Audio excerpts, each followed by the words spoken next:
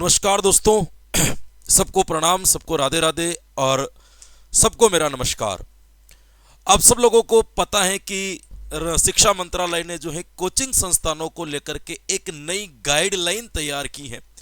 हम आज जो है इस 10 से 15 मिनट में उसी गाइडलाइन को समझने का क्या करेंगे दोस्तों, प्रयास करेंगे, क्योंकि हम सब कहीं न कहीं प्रत्यक्ष और अप्रत्यक्ष रूप से कोचिंगों से जुड़े हुए हैं। तो उन कोचिंगों के जो नियम बने हुए हैं, जो रूल्स बने हुए हैं, वो कोचिंगों के लिए कितने फायदेमंद है, कितने नुकसानदायक है, बच्चों को इनका क्या बेनिफिट्स होगा, वो पूरा का पूरा जो है अपन इस 10 से 15 मिनट के सेशन के अंदर अपन कंप्लीट कर देंगे। आप सब लोगों को पता है दोस्तों, शिक्षा मंत्रालय ने जो क्या जारी किया है दोस्तों, शिक्षा मंत्रालय के द्वारा एक नई गाइडलाइन जारी की गई है दोस्तों। शिक्षा मंत्रालय ने जो है आपके क्या की थी दोस्तों, शिक्षा मंत्रालय ने एक नई गाइडलाइन जारी की है आपके। उस गाइडलाइन के बारे में मैं आपको बताना चाहूंगा कि इस गाइडलाइन के अंतर्गत इन्होंने किन किन बातों को जोड़ा है दोस्तों। इसके अंदर अपन सबसे पहले बात करें तो सबसे पहले आपको ध्यान रखना है, इन्होंने कहा कि 50 से अधिक छात्र होने पर, किसी भी संस्थान में यदि 50 से अधिक छात्र हैं, 50 से अधिक छात्र 50 से अधिक छात्र होने पर उसे कोचिंग की संख्या दी जाएगी। यानी कि किसी भी संस्थान में, चाहे बच्चे प्रशिक्षण प्राइवेट जो आपके स्कूल्स वगैरह एड नहीं है, कोचिंग की बात, ऐसा कोई भी व्यक्ति कि मान लीजिए कि वो अपने कमरे के अंदर या अपने घर के किसी हॉल में पढ़ा रहा है, उसके पास में 50 से अधिक बच्चे हैं, तो सरकार के लिए वह भी कोचिंग ही मानी जाएगी। यानी कोचिंग का पहला पैरामीटर्स क्या है कि 50 से अधिक बच्चे होने पर उसको कोचिंग की संख्या दी जाएगी, उसको कोचिंग ही माना जाएगा। ये इनकी पहली गाइडलाइन जो है, इन्होंने पहली बात इन्होंने ये कही है। दूसरा जो इन्होंने जोर लगाया है, वो क्या जोर लगाया है दोस्तों, इन्होंने जोर लगाया है दोस्तों, पंजीकरण अनिवार्य होगा। किसी भी कोचिंग संस्थान बिना रजिस्ट्रेशन के नहीं चलेगी, उनको अपना पंजीकरण कराना अनिवार्य होगा। कोई भी संस्थान, कोई भी कोचिंग संस्थान जो है बिना रजिस्ट्रेशन के नहीं चलेगी। अब तक कई ऐसे संस्थान हैं जो किसी एनजीओ के माध्यम, एनजीओ रजिस्ट्रेशन करवा करके चल रहे थे, या फिर ऐसे ही अपने हिसाब से उन्होंने 5-7 2-4 कमरे हॉल वगैरह लेकर के कोचिंग चला रहे थे, तो वो कोचिंग संस्थान बैन होंगे, या फिर उनको जो है रजिस्ट्रेशन करवाना पड़ेगा। पंजीकरण अनिवार्य कर दिया है। इसका बच्चों को बेनिफिट होगा कि वो जिस कोचिंग के अंदर पढ़ने के लिए जाएंगे तो वो एक प्रकार से सरकार के द्वारा मान्यता प्राप्त होगा। पंजीकरण का मतलब यही हुई ना, रजिस्ट्रेशन करवा लगा है, मतलब सरकार ने कह रखा है कि हाँ ये कोचिंग है। तो कहीं ना कहीं उस कोचिंग में जाने के बाद कुछ भी हमारे साथ में बुरा होता है या कुछ भी हमारे साथ में गलत होता है, तो कहीं ना कहीं सरकार इसकी जवाबदेही और वो कोचिंगों के ऊपर उपयुक्त कार्रवाई भी कर सकती है। तो कहीं ना कहीं कोचिंग जो है सरकार के अंडर में जो है इससे आ जाएगी, बच्चों को भी इससे बेनिफिट जो है काफ़ी मिलने वाला है। तो पंजीकरण क्या कर दिया दोस्तों, इन्होंने इस चीज़ का अनिवार्य कर दिया, और 50 से अधिक छात्रों को क्या मानेंगे, ये कर दिया है दोस्तों। फिर आपको यहाँ पे ध्यान रखना है, इन्होंने कहा कि कोचिंगों के अंदर जो ट्यूटर होंगे, ट्यूशन देने वाले जो होंगे, ट्यूटर का मतलब हो सकता है कोई विशेष प्रशिक्षण दे रहे हैं उनको, या भले ही उनको क्या दे रहे हैं दोस्तों, मार्गदर्शन दे रहे हैं, है ना, मार्गदर्शन दे रहे हैं। तो इन मार्गदर्शन या ट्यूटर को कम से कम क्वालिफिकेशन उनकी स्नातक होनी जरूरी है, कम से कम वो ग्रेजुएट होने चाहिए, कम से कम उन्होंने ग्रेजुएशन कर रखी हो, ग्रेजुएशन से कम उनकी क्वालिफिकेशन है, तो वो ट्यूटर के अंतर्गत नहीं पढ़ा सकेंगे, कोचिंगों के अंदर नहीं पढ़ा सकेंगे। ये ध्यान रखना, केवल स्नातक बताया है इन्होंने, ये नहीं कहा कि जो व्यक्ति जो विषय पढ़ा रहा है उसमें स्नातक की हुई हो, ऐसा कुछ भी नहीं पढ़ा रहा है, मतलब नहीं कहा है, जबकि ये भी हो जाना चाहिए था, इससे भी थोड़ा बेनिफिट मिलता है। जैसे देखिएगा, मैंने मान लीजिए कि साइकोलॉजी के अंदर डिग्री कर रखी है, मैं साइकोलॉजी के अंदर एमए कर रखी है, साइकोलॉजी में मैंने पीजीडीजीसी कर रखी है, तो मैं मान लीजिए कि हिस्ट्री पढ़ा रहा हूँ, तो ये बात ठीक है कि मैंने अनुभव से हिस्ट्री पढ़ाना सीख लिया, ये अपनी जगह पे सही है, लेकिन मेरे पास में हिस्ट्री की कोई डिग्री नहीं है, कोई मान्यता नहीं है, किस आधार पर जो है मैं इतिहास पढ़ा रहा हूँ, कोई मेरे पास में प्रमाणीकृत सर्टिफिकेट नहीं है।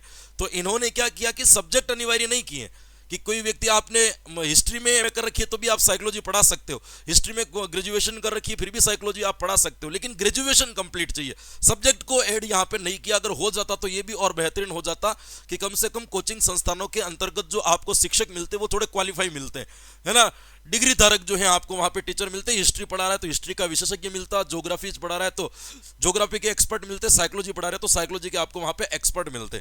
कहीं ना कहीं अपन भी मानते हैं कि डिग्रियों से कोई ज़्यादा फर्क नहीं पड़ता है, अनुभव इंपॉर्टेंट होता है, लेकिन डिग्री क्या एक आइडेंटिटी है कि इसके आधार पर हम पढ़ा रहे हैं, तो एक आइडेंटिफाइड टीचर होगा तो कहीं ना कहीं उसका बेनिफिट्स बच्चों को मिलेगा ही मिलेगा।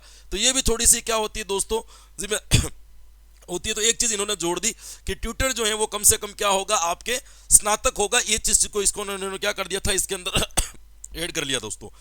चौथे नंबर पर इन्होंने बताया कि कोई भी कोचिंग किसी भी प्रकार के भ्रामक वादे नहीं करेगी, ना तो वो पेरेंट से किसी प्रकार का भ्रामक वादे करेगी, नहीं वो किसी बच्चे से किसी भी प्रकार का भ्रामक वादा करेगी। भ्रामक वादा क्या होता है कि मेरी गारंटी तेरा सिलेक्शन हो जाएगा, मेरी गारंटी तेरी 5वीं रैंक आ जाएगी, है ना, ये गारंटी वाले 100% सिलेक्शन, 100% सिलेक्शन की गारंटी, जो इस प्रकार के भ्रामक विज्ञापन होते हैं वो किसी भी प्रकार के विज्ञापन अब कोचिंग नहीं कर पाएगी। आप किसी भी चीज की गारंटी या किसी भी चीज की जो है रैंक को लेकर के पहले ही घोषणा आप उन बच्चों के सामने नहीं कर सकोगे, ये एक आपके नहीं। तो ये भी बढ़िया हो गया। कभी कभी क्या होता है, बच्चों ग्रामीण स्तर से जो बच्चे निकलते हैं ना, वो नए नए कोचिंग करने के लिए शहर में आते हैं। शहर में आते हैं तो वहाँ पे बोर्ड लगे हुए मिलते हैं, बड़े बड़े होर्डिंग जो कोचिंगों के ऐड होते हैं। तो वहाँ पे क्या होता है कि बहुत सारे कोचिंग वाले वहाँ पे लिखते हैं हमारी कोचिंग संस्थान में एडमिशन लीजिए, फीस मात्र 5100 की है, सिलेक्शन की 100% गारंटी। तो बच्चा भ्रमित होकर के उस संस्थान के अंतर्गत जो है दोस्तों चला जाता है, और वहाँ पे हो सकता है कि उनको अच्छे टीचर्स नहीं मिले, अच्छे एक्सपर्ट्स नहीं मिले, तो उसको उचित मार्गदर्शन नहीं मिलता है, वो रह जाता है। और रहने के बाद में वहां के कोचिंग वाले उनको सांत्वना देकर के वापस क्या करते हैं, बाहर निकाल देते हैं। तो भ्रामक वादे पर बैन लगने से कहीं न कहीं ऐसे बच्चे जो पिछड़े हुए क्षेत्र से आते हैं या बिल्कुल ग्रामीण क्षेत्र से आ रहे हैं, तो उन बच्चों को क्या होगा, थोड़ा सा इससे लाभ मिलेगा। हालांकि बच्चे आजकल एक्सपर्ट हो गए, उन सबको पता है कि मुझे किस संस्थान में एडमिशन लेना है, वो सब घर से सोच करके जाते हैं, लेकिन फिर भी कहीं न कहीं 2-5%, 10% भी जो गलत हो रहा होगा वो कहीं ना कहीं इस चीज के अंदर क्या होगा दोस्तों, बचेगा। तो आपको ये ध्यान रखना है कि गाइडलाइन के अंदर चौथी चीज क्या बताई गई है। तो चौथी चीज जो बताई गई है वो क्या बताई गई है कि किसी भी प्रकार के भ्रामक वादे जो है स्नातक के द्वारा नहीं करवाए जाएंगे। पांचवी चीज इन्होंने बताई है दोस्तों कि 16 वर्ष से कम आयु के बालकों का रजिस्ट्रेशन नहीं होगा। 16 वर्ष से कम आयु के बालकों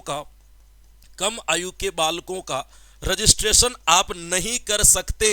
ये ध्यान रखिएगा कि किसी बालक की आयु यदि 16 वर्ष से कम है तो उस बच्चे को आप कोचिंग के अंदर ऐड नहीं कर सकते। जैसे कभी कभी क्या होता है कि बच्चे 14 साल या 15 साल 14 साल की उम्र में उसने 10वीं पास कर ली और 11वीं में वो साइंस मैथ्स वगैरह ले लेता है या साइंस बायो ले लेता है। तो ये नीट की कोचिंग वाले क्या करते हैं कि उनको 11वीं से ही कोचिंग देना शुरू कर देते हैं कि थोड़ी देर स्कूल पढ़ेगा, थोड़ी देर कोचिंग पढ़ेगा। तो इन चीजों को बैन लगाने के लिए ये चीज जो है निर्धारित की गई है कि किसी भी प्रकार का जो है आप इस प्रकार का जो है 16 साल की कम उम्र से बालकों को आप प्रवेश कोचिंग के अंदर नहीं दे सकते। लेकिन इसमें एक रास्ता भी रखा है कि यदि मान लीजिए कि बच्चे की उम्र 16 साल से कम है तो वो कम से कम 12th पास होना चाहिए। क्या होना चाहिए दोस्तों, 12वीं पास, यानी कि 12वीं पास से कम या तो 16 वर्ष से अधिक आयु हो या फिर बच्चा क्या हो 12वीं पास हो, तभी उसको कोचिंग में लिया जाएगा। बाकी कोचिंग के अंदर रजिस्ट्रेशन नहीं किया जाएगा। ये हम जैसे शिक्षक भर्ती की तैयारी करवाते हैं या आरपीएससी की तैयारी करते हैं, हमारे लिए इतनी बड़ी चीज नहीं है क्योंकि हमारे पास में बच्चे वैसे भी बड़े उम्र के आते हैं। ये उनके लिए जो कोटा के अंदर जो शिक्षण संस्थान चलते हैं ना, 11वीं के अंदर ही कोचिंग करनी शुरू कर दी, 12वीं क्लास रनिंग चल रही है और कोचिंग शुरू कर दी, उनके ऊपर बैन लगाने के लिए ये नियम भी खास तौर से उन्हीं के लिए बनाए गए हैं क्योंकि वहां पे जो है अधिकांश बच्चे सुसाइड कर रहे हैं, है ना, अधिकांश बच्चे जो है आत्महत्याएं कर रहे हैं। बार बार कोचिंग के जो बच्चों को जो शिक्षक कहते हैं वो कहीं ना कहीं पूरा नहीं हो पा रहा है। वो लोग गारंटी ले रहे हैं, गारंटी के नाम से पैसे ले लेते हैं, रैंक के नाम से पैसे ले लेते हैं। इन सारी चीजों को रोकने के लिए ये पैरामीटर्स जो है दोस्तों निर्माण किया गया है, ये भी आपको ध्यान रखना है। तो ये ध्यान रखना है कि एक चीज और क्या बताइए दोस्तों, 16 वर्ष से अधिक आयु या फिर क्या होनी चाहिए उसकी, कम से कम 12वीं पास जो है अगर वो होगा तभी उसको क्या माना जाएगा, कोचिंग के अंदर रजिस्ट्रेशन दिया जाएगा। मेरी थोड़ी तबीयत खराब है, बुखार मतलब आ रहा था, जुकाम हो रहा था, लेकिन इंपॉर्टेंट चीज थी तो बतानी भी जरूरी थी, इसीलिए मैंने ये क्लास बनाई है। एक चीज आपको और यहाँ पे ध्यान रखनी है, जो सबसे खास चीज क्या बताई है इन्होंने, एक चीज बताई है कि ऐसे शिक्षक या ऐसे ट्यूटर जो अपराधी मामलों में दोषी पाए ट्यूटर, अपराधी मामले में दोषी ट्यूटर कोचिंग पर नहीं पढ़ा सकेंगे, ट्यूटर नहीं पढ़ा सकेंगे या नहीं किसी भी प्रकार का मार्गदर्शन दे सकेंगे। ये आपको यहाँ पे क्या रखना है, ध्यान रखना है कि कोई कभी कभी क्या होता है, कोई ट्यूटर है उसके ऊपर किसी भी प्रकार का अपराध चल रहा है और कोर्ट ने या भारतीय संविधान की प्रणाली के अनुसार उसको अपराधी साबित कर दिया गया है और वो आपराधिक रूप से दोष उसके अंदर पाया गया था। तो ऐसे अपराधी रूप से दोषी ट्यूटर्स जो हैं वो कोचिंगों के ऊपर नहीं पढ़ा सकेंगे। कई बार कोचिंगों के अंदर ऐसे मामले होते हैं जो आपको देखने को मिलते हैं, बहुत बड़े बड़े मामले जो कोचिंगों के अंदर जो है निकल करके आते हैं, जो अपराधी प्रवृत्ति से जुड़े हुए होते हैं। किसी शिक्षक के दबाव के कारण, अत्यधिक प्रेशर के कारण शिक्षक के द्वारा इंसल्ट कर लेने से बालक आत्महत्या कर लेता है, उसके पेरेंट्स उसके ऊपर केस लगाते हैं कि इनकी वजह से आत्महत्या की है और कोर्ट ने कह दिया कि हाँ तुम इससे जिम्मेदार हो, तो इसका मतलब शिक्षक क्या हो गया, दोषी हो गया, तो अब इसके अंदर नहीं पाया जाता। बहुत सारे शिक्षक क्या होते हैं कि सरकारी सेवा के अंतर्गत होते हैं, कई छोटी मोटी रिश्वत लेते हुए पकड़े गए जाते हैं और पकड़े जाने के बाद में सरकार ने उसे दोषी कर लिया कि आपने रिश्वत दी है, तो आपराधिक मामला है। उसमें जो भी दोषी व्यक्ति होगा वो किसी भी प्रकार से जो है ट्यूटर का काम नहीं कर सकता, इससे लगाम लगेगी। क्योंकि कभी कभी क्या होता है दोस्तों को, आपको पता है कि सामान्य एक प्रवृत्ति होती है, बड़ी बच्चियां बड़े बच्चे सब लोग पढ़ने के लिए जाते हैं, तो टीचर्स वगैरह जो भी होते हैं, कभी कभी यंगेस्ट टीचर वगैरह भी होते हैं, उनसे भी कभी त्रुटियां हो जाती है, कभी कभी गलतियां हो जाती हैं, वहां पे पढ़ाने वाले जो अन्य मार्गदर्शन करने वाले उनसे भी गलतियां हो जाती हैं, और गलतियों को लेकर जब एफआईआर करवाई जाती है तो उस चीज को समेट दिया जाता है और वो शिक्षक वापस पढ़ाने लग जाता है। लेकिन अब यदि कोई ट्यूटर इस प्रकार की गलती करेगा, उस पर एफआईआर दर्ज होगी और वो अपराधी साबित हो गया, तो अब वो किसी भी कोचिंग संस्थान के अंतर्गत नहीं पढ़ाएगा। तो ये एक बढ़िया चीज भी है कि कम से कम ऐसे आपराधिक प्रवृत्ति के जितने भी लोग होंगे वो ट्यूटर से थोड़े से क्या हो जाएंगे, बच जाएंगे, या थोड़े से क्या हो जाएंगे, दूर हो जाएंगे। ये नियम इतना बड़ा भी नहीं है, ये भी नहीं है, हर बार शिक्षक भी गलत नहीं होता, अपन इस चीज को भी मान सकते, कभी कभी शिक्षक को फंसाने के लिए भी चालें चली जाती है, उससे भी शिक्षक के अंदर दोष साबित हो जाते हैं, ऐसा भी हो सकता है। तो ये नियम मुझे थोड़ा सा अलग सा लगा कि आपराधिक मामले के अंदर थोड़ी इनको डिटेल्स देनी चाहिए थी, किस प्रकार के अपराधों को इसके अंदर शामिल किया जाएगा। जैसे शिक्षक किसी बच्चे को कह रहा है कि तेरा इस बार सिलेक्शन नहीं होगा, तू बहुत कम पढ़ रहा है, थोड़ी मेहनत बढ़ा ले, घर पे जाके बच्चे को ये लगा कि यार मेरा सिलेक्शन नहीं होगा, शिक्षक ने मुझे ये कह दिया और उसने फांसी लगा दी, मर गया, शिक्षक दोषी हो गया। अब शिक्षक ने तो उसको सही कहा था कि तू कम पढ़ रहा है तो इससे सिलेक्शन नहीं होगा, पढ़ाई की रफ्तार बढ़ा दे, तो दोष के कुछ पैरामीटर्स नहीं बनाए इसके अंदर, लेकिन फिर भी यह कहा गया है कि इस प्रकार के यदि कोई दोषी ट्यूटर्स होंगे तो वो कभी भी क्या नहीं करेंगे दोस्तों, इसके अंदर पढ़ा नहीं पाएंगे। ये भी आपको क्या रखना है दोस्तों, ध्यान रखना है। दूसरा, इन्होंने ये कह दिया कि इस कोचिंग को समस्त जानकारी वेबसाइट पर ऑनलाइन उपलब्ध करवानी होगी, वेबसाइट पर जानकारी देनी होगी कोचिंग वाले को। भाई क्या जानकारी देनी होगी कि एक तो आपको उसकी फीस की जानकारी देनी है कि आप बच्चे को कौन सा कोर्स करवा रहे हो और कौन सी क्या ले रहे हो, फीस ले रही हो। एक उस कोर्स की अवधि कितनी है ये भी आपको बताना पड़ेगा कि कितने समय में आप इसको कोर्स करवा दोगे, कोर्स के अंदर कौन कौन से सब्जेक्ट आएंगे और उसको कौन कौन से विषय जो है, कौन कौन से ट्यूटर पढ़ाएंगे, इन सब की जो डिटेल्स है वो आपको ऑनलाइन डालनी पड़ेगी कि इस बच्चे से इतनी फीस ली है, इतने महीने का टाइम पीरियड का कोर्स है, इसके इतने सब्जेक्ट आते हैं और ये टीचर्स जो है इनको ये सब्जेक्ट पढ़ाएंगे, इनकी ये क्वालिफिकेशन है, ये आपको डालना पड़ेगा। इससे एक बेनिफिट और हो जाएगा। कुछ कोचिंग ऐसी है जहां पे आप एडमिशन लेते हो और साल भर तक कोर्स ही पूरा नहीं होता है, 3 महीने का कोर्स है, साल तक वो खींच लेते हैं, उनके बेच बन ही नहीं रहे, तो उसके चक्कर में ऐड किए जा रहे बच्चों को और खींचे जा रहे। अब इनके ऊपर दबाव बनेगा तो थोड़ा सा बेनिफिट ये हो जाएगा कि समय पर जो है अपना क्या है दोस्तों कोर्स होने लग जाएगा। लेकिन जो छोटे स्तर की कोचिंग है उनको उनका नुकसान भी होगा। देखिए कुछ चीजें प्रैक्टिकली देखी जाए तो थोड़ी सी गलत है। छोटी कोचिंग कौन सी होती है जिसमें 10-15 एडमिशन इस महीने हुए, 2-4 एडमिशन 7 दिन बाद हुए, 2 एडमिशन 8 दिन बाद हुए, तब 2-3 बच्चों को लेकर के तो बैच बनते ही नहीं है, तो आप उन बच्चों को एक साथ में कैसे रखोगे, एक साथ में जो, तो बच्चे को क्या करते हैं, मर्ज करते हैं। तो उन कोचिंग को अगर 10-10 15-15 बच्चों को यदि एक साथ में पढ़ाया जाएगा, तो 15 बच्चों को यदि एक साथ में पढ़ाया जाएगा तो 15 बच्चों को पढ़ाने के लिए जो टीचर लगेंगे उनकी फीस कितनी लगेगी, तो जितनी बच्चों की फीस है उसी 4 गुना उनको देनी पड़ेगी। लेकिन उन्होंने ये भी कहा है ना साथ साथ में कि 50 से अधिक बच्चे होने पर ही उसको कोचिंग में माना जाएगा। अब छोटी कोचिंग में भी 50 से तो अधिक बच्चे मिल ही जाते, तो कोचिंग तो वो बन गई है, लेकिन उनको फीस थोड़ी सी ज्यादा देनी पड़ेगी। तो छोटे स्तर की जो कोचिंग है उनको इससे कहीं न कहीं हल्का फुल्का सा क्या होगा, नुकसान होगा कि वो सही अवधि जो है वहां पे बताया तो उस अवधि में कोर्स करवा पाना, अगर वो करवाएंगे तब भी उनको हल्का फुल्का नुकसान उठाना पड़ेगा, ये अपन मान सकते हैं। क्योंकि कोई सी भी बढ़ती हो, जैसे शिक्षक बढ़ती है, 10,000 आपसे फीस ले ली, 10 बच्चे हुए तो 1 लाख रुपए उनके पास में मुश्किल से आए। अब शिक्षक भर्ती के कोर्स करवाने के लिए भी 3 से 4 लाख रुपए का खर्चा आ जाता है।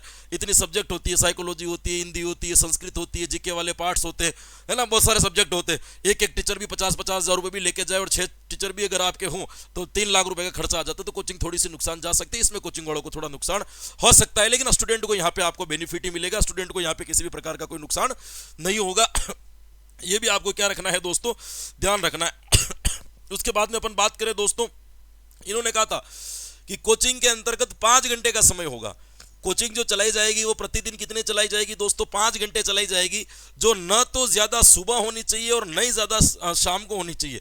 यानी कि अर्ली मॉर्निंग भी आपकी कोचिंग नहीं चलेगी और अर्ली इवनिंग यानी कि इवनिंग के टाइम में भी आपकी कोचिंग नहीं चलेगी। यानी कि सुबह 6-7 बजे के आसपास भी आप क्लास नहीं लगा सकते हो, रात को 8-9 बजे तक भी क्लास नहीं ले सकते हो।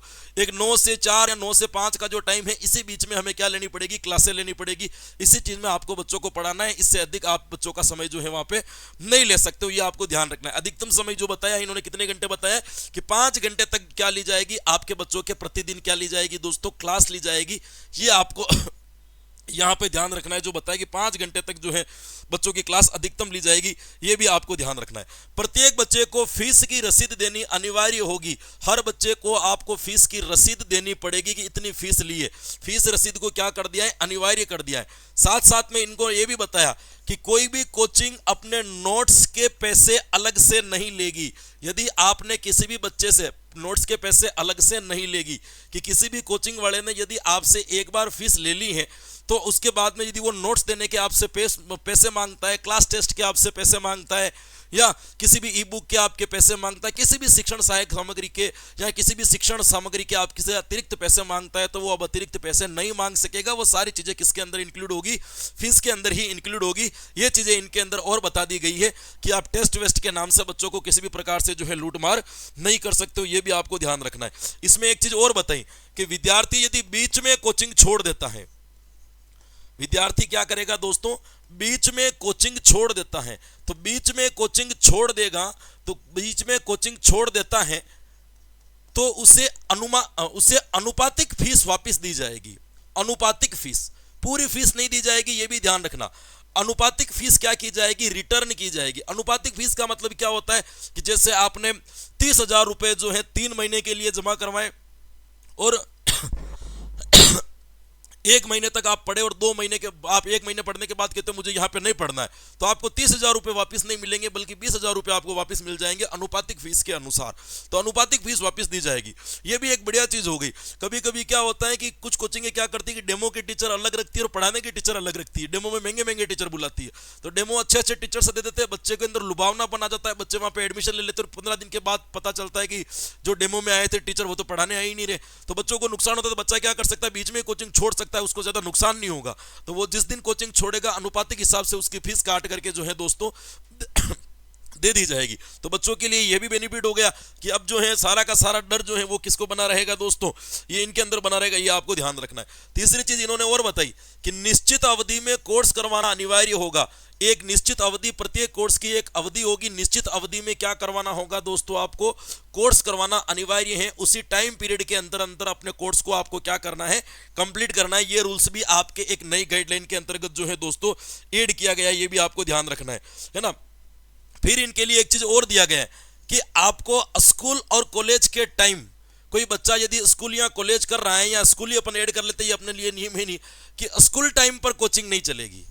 स्कूल टाइम पर कोचिंग नहीं चलेगी। जैसे मान लीजिए कोई 16 साल का बच्चा और 11वीं पढ़ रहा है, तो आपके बच्चे को आपने कोचिंग के अंदर एडमिशन दिला दिया, तो उसकी जो कोचिंग चलेगी वो स्कूल टाइम को छोड़ करके चलानी पड़ेगी। स्कूल टाइम के वक्त उसकी कोचिंग नहीं चलेगी। ये रूल्स कोटा वाली स्पेशल कोचिंगों के लिए बनाया गया है।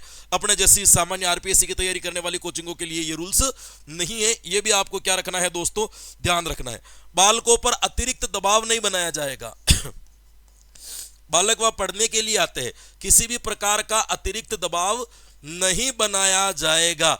अतिरिक्त दबाव बनाया जाने का मतलब क्या है, कभी कभी क्या होते हैं 3 दिन तक कोई बच्चे कोचिंग नहीं होती, बड़े स्ट्रिक्ट से चलती है। 4 दिन बच्चा नहीं आया तो ये रेस्ट्रिकेट कर देंगे, यार ये नहीं आया तो ये नहीं करेगा। किसी बच्चे को कह रहे तू पानी की बोतल लेकर के जाना, या अतिरिक्त कार्य जो कोचिंग के होते हैं वो कभी कभी बच्चों से करवा लेते हैं।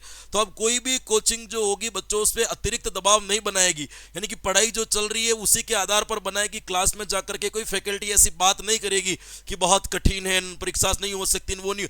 आपको मनोरंजन तरीके से पढ़ाना है, आनंदित तरीके से पढ़ाना है, बच्चे को एडजस्ट करते हुए पढ़ाना है ताकि उसके ऊपर अतिरिक्त बल नहीं आए। यह आपको ध्यान रखना है। इसके लिए अतिरिक्त दबाव को कम करने के लिए संस्थान को समय समय पर मानसिक स्वास्थ्य के सेमिनार आयोजन करने पड़ेंगे। मानसिक स्वास्थ्य के सेमिनार आयोजन करने पड़ेंगे, या मानसिक स्वास्थ्य के लिए सेमिनार का आयोजन कराना पड़ेगा।